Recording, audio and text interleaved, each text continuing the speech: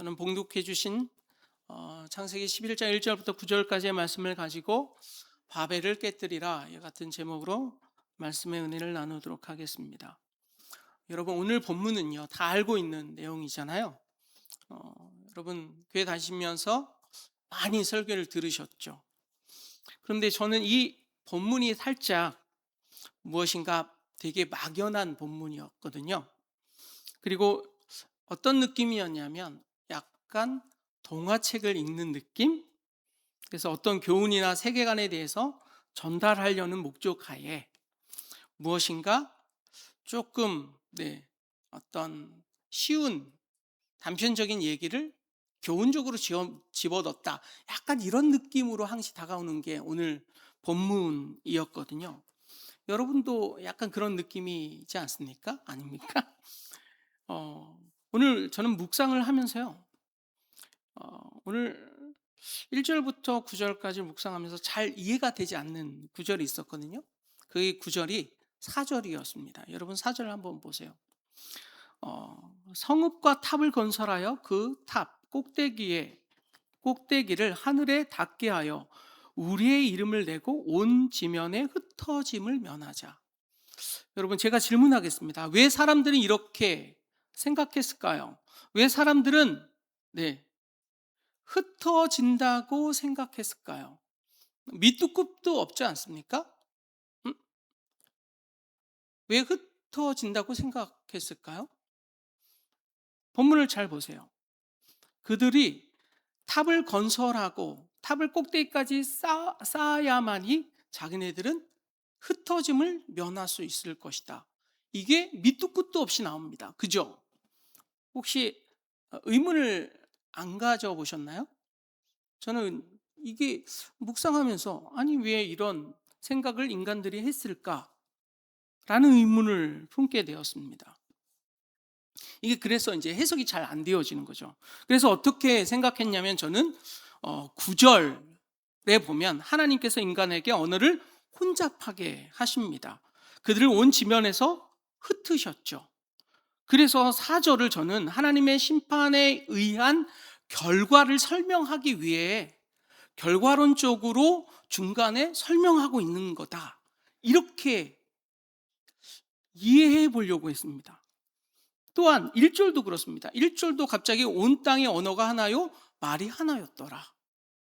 이렇게 갑자기 설명합니다. 이것도 결과론적으로 이 이야기를 끄집어내기 위해서 앞에 전제를 둔 것이 아닌가? 이렇게 이해했어요. 제가 이야기하는 것을 조금 이해하고 계시나요? 네. 그래서 왜 1절과 4절은 뜬금없이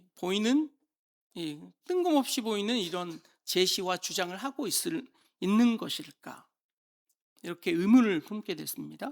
이 사건을 이해하기 위해서는요, 하나님의 창조의 목적으로 돌아가 봐야 합니다.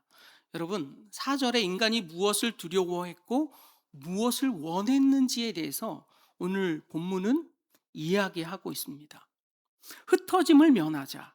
이것이 인간들의 마음의 동기였는데 이거를 숨겨놓고 있었다라는 것이죠.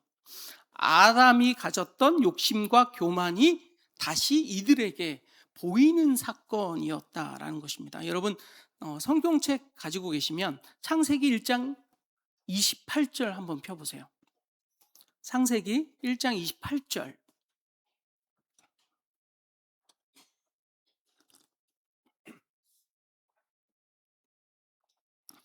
펴셨습니까?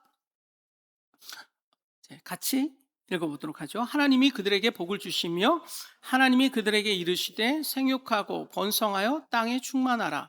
땅을 정복하라.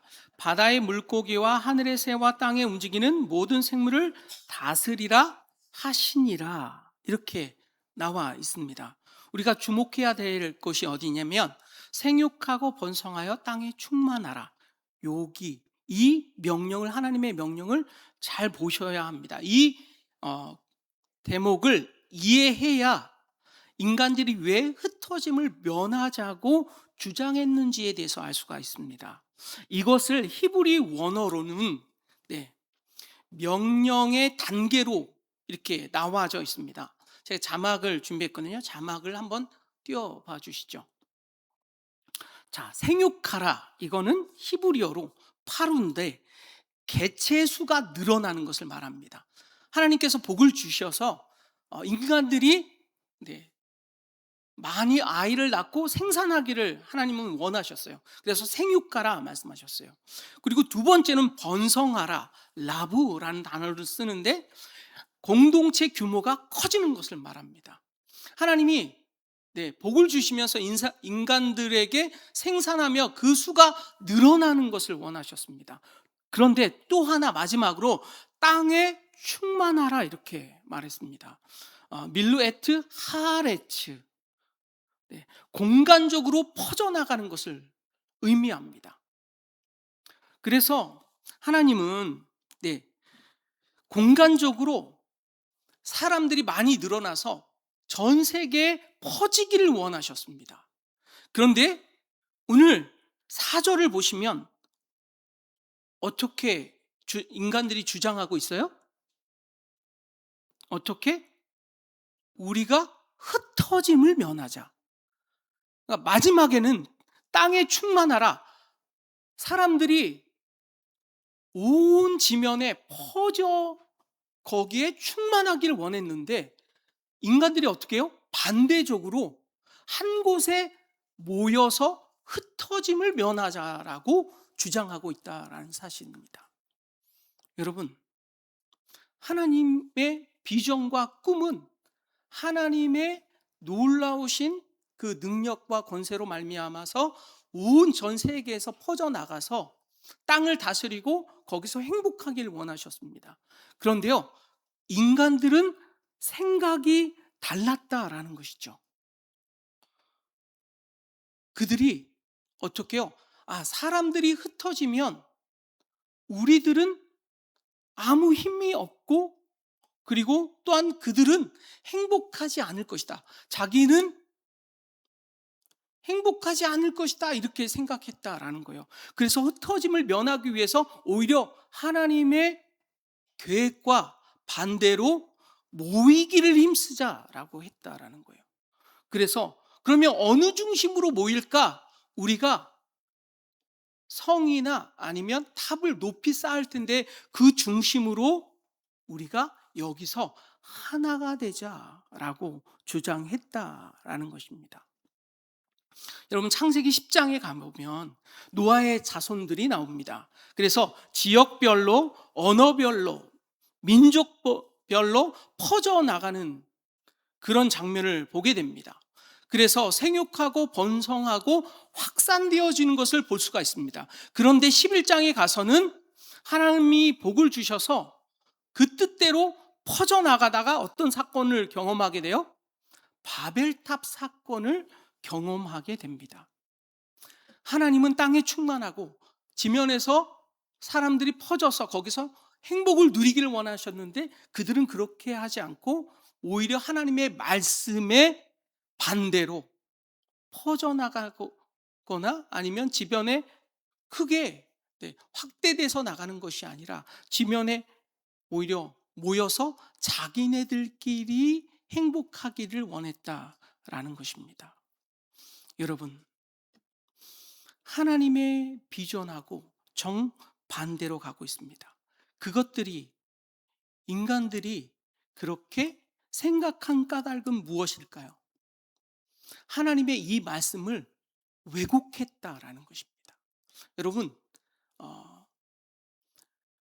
다윗이 하나님 앞에 회개하며 나갔던 시편이 시편 50편이거든요. 51편이거든요. 51편에 보면 죄에 대해서 여러 가지가 나옵니다.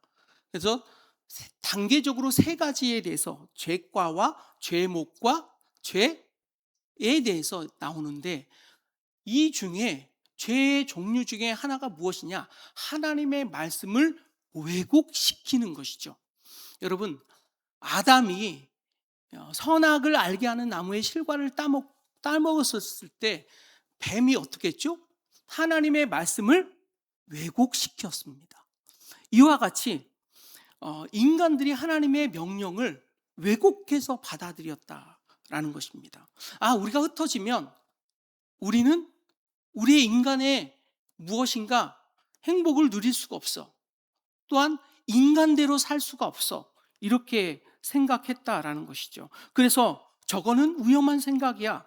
우리는 한 중심으로 묶여 있어야 돼. 그래서 탑이나 건물을 세워서 흩어짐을 막기 위해서 무엇인가 중심점을 세워야 돼. 그래서 건물을 높게 올렸다라는 것이죠. 그리고 저들은 주장합니다. 저 중심으로 우리가 모이자.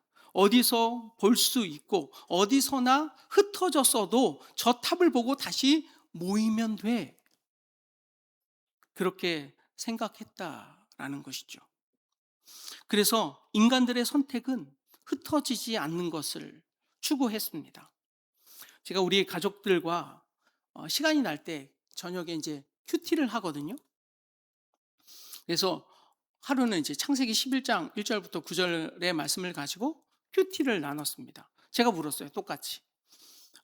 얘들아, 왜 4절에 보면 하늘에 탑을 높이 쌓아서 흩어짐을 면하자고 했을까?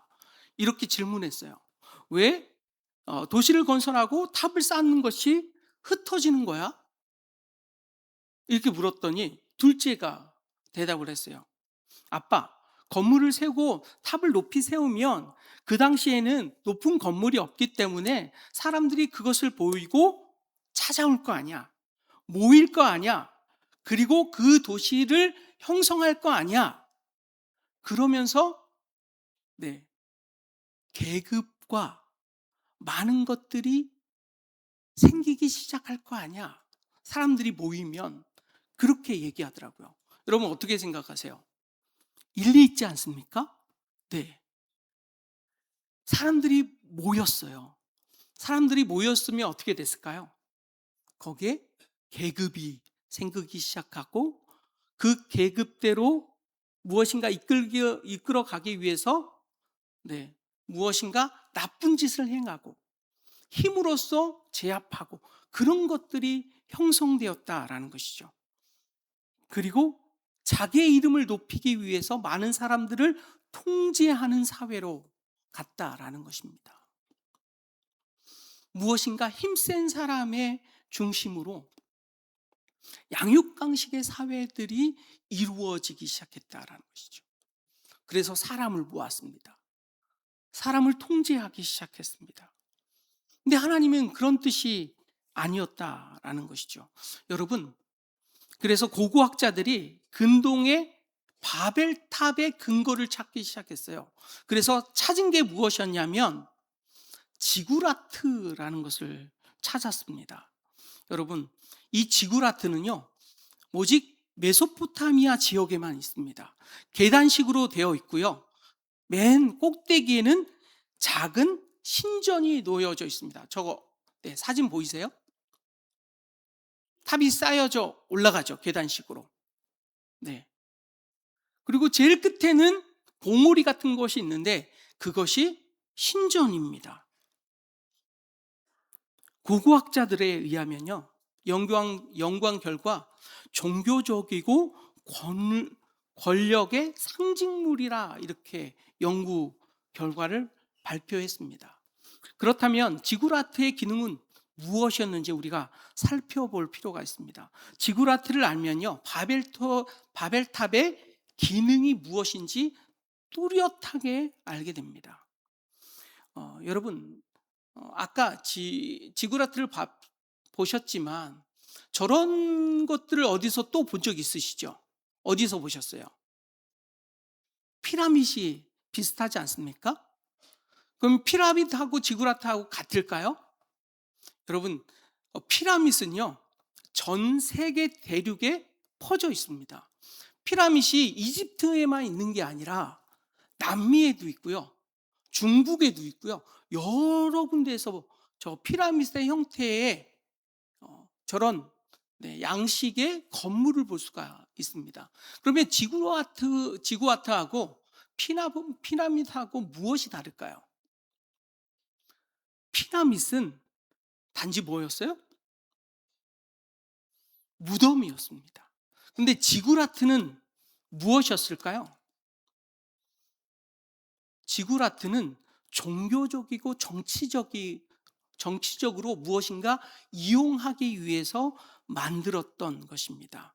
핵심의 개념은 신이 내려오는 계단, 이런 개념을 가지고 있습니다. 신이 이 땅으로 내려오는 무엇인가 구조물이었습니다. 그래서 이 지구라토의 실제 기능은 첫 번째로 무엇이었느냐? 신을 모셔오는 장치였습니다. 지구라토의 꼭대기에는 작은 신전이 있었는데 그 신전에는 신상과 침상과 식탁이 준비되어 있었습니다. 그래서 그 의미는 신이여 여기에 오셔서 머물러 주옵소서. 즉 신의 임재의 특정한 장소에 고정시키는 장치의 역할을 했습니다. 두 번째 지구라트의 기능은 무엇이었냐면 도시를 신의 소유로 인정하는 표식이었습니다. 이 지구라트는요, 도시의 한가운데에 건설되어 있었습니다. 왜냐하면 이 도시는 이 신이 보호를 하는 곳이다라는 선언이었습니다. 그래서 이 신은 이 도시의 체계에 속해져 있다, 이런 생각이 담겨져 있었고요. 종교가 정치의 권력에 편입되어지는 구조를 가지고 있었습니다. 세 번째의 기능은 무엇이었냐면 왕의 권위를 신적으로 정당화하는 구조를 가지고 있었습니다. 지구라트는요, 오직 왕과 제사장만이 주도할 수가 있었습니다. 그래서 신이 왕이 백성들에게 무엇인가 통치의 뜻을 전할 때 지구라트에 모여서 선포했습니다. 그래서 이 지구라트는요, 내 통치는 신의 뜻임을 알리는 데 사용되었다라는 것이죠. 지구라트는 단지 종교 건물이 아니라 권력을 정당화하는 장치였다라는 것입니다. 그리고 네 번째로는 혼돈을 통제하는 우주의 축과 연결하는 역할을 담당했다고 합니다. 무슨 말이냐? 고대인들은요, 세상을 하늘과 땅과 지하로 이렇게 세 부분으로 나눴는데 이 중간에 무엇인가 우주를 중심으로 연결하는 축으로 그들은 생각했다라는 것이죠. 그래서 지구라트는요, 세계의 중심이었습니다. 근데 이 기능을 모두 담고 있는 게 무엇이었느냐?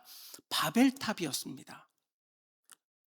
이 바벨탑은 우리가 중심이야 라는 뜻을 가지고 있었습니다.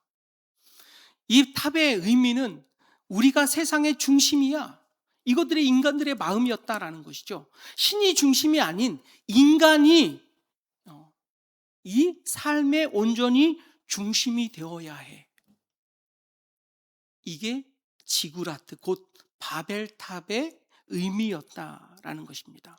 하나님을 특정한 장소에 가두고 하나님의 임재를 인간이 관리하며 하나님의 이름 대신 우리의 이름을 높여서 무엇인가 하나님의 뜻인 것처럼 선포해서 자기를 중심으로 모든 권력이 돌아가는 그런 정치적이고 종교적인 기능을 하는 것이 바로 바벨탑이었다, 지구라트였다라는 것입니다. 신을 내 마음대로 컨트롤하고 싶은 마음, 이것이 인간의 마음이었다라는 것이죠. 여러분, 그렇다면 여러분 일주일 만에 교회 오시죠? 여러분 어떻게 기도하세요? 여러분, 우리의 부족했던 것을 낱낱하게 기억했다가 주일날 와서 우리의 부족한 것을 하나님 앞에 쭉 아뢰면서 하나님 이거 반드시 들어주셔야 합니다, 이렇게 구하지 않습니까? 이 지구라트가 오늘 이 성전에 모여서 똑같은 기능을 하고 있지 않습니까? 이 성전을 중심으로 하나님, 내가 주님 일주일에 한 번 내가 왔으니까 나의 기도 꼭 들어주셔야 합니다.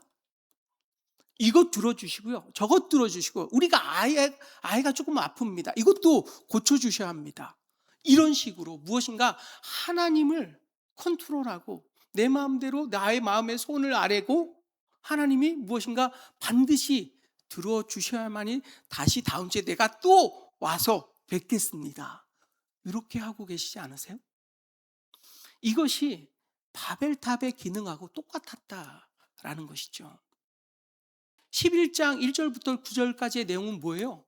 하나님을 배제하고 인간 중심으로 자기네들끼리 행복하고 자기네들끼리만 잘 살려고 노력하고 있는 거예요. 이해가 되시죠, 지금? 네. 바벨탑 사건이 왜 하나님 앞에 악한 것이었느냐? 하나님을 뺀 인간들끼리 행복하기를 원했고요. 인간들끼리 잘 먹고 잘 살기를 원했다라는 것이죠. 하나님을 배제한 채. 여러분, 창조의 목적이 그것이 아닌데, 창조의 비전과 꿈이 그것이 아닌데, 마치 베네수엘라처럼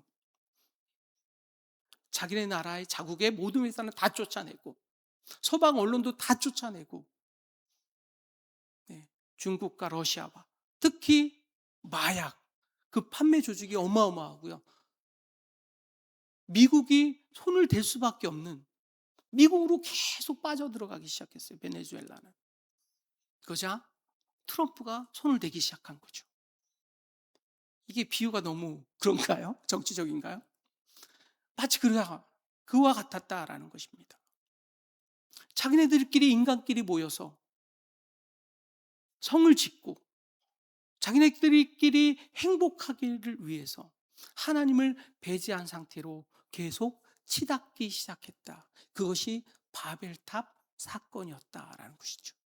여러분 삶 가운데 하나님을 배제한 채 나의 자구 노력으로만 잘 먹고 잘 살려는 것은 죄악입니다.